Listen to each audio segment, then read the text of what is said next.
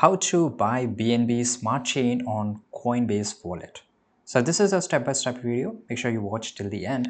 Now download the Coinbase wallet app from your mobile device app store or access it by browser extension.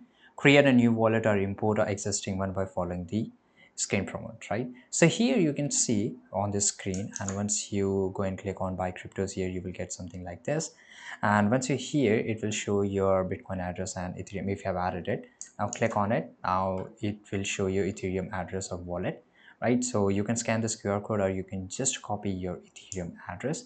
Now once you have copied it, you have to go back to the home page here. Now here, once you're here, in the bottom right side corner, you will see the settings gear icon. And in the settings gear icon, tap on network. And inside the network, this is the exact thing which you have to fill up. Now you can paste the, whatever you have copied the wallet address. And once you copy it, now it will be added. So this asset is on custom network, namely BNB, which is Binance Smart Chain, and it will be added here. And very soon your balance will be updated, right? So this is how you can do it. And thanks for watching this video. Subscribe.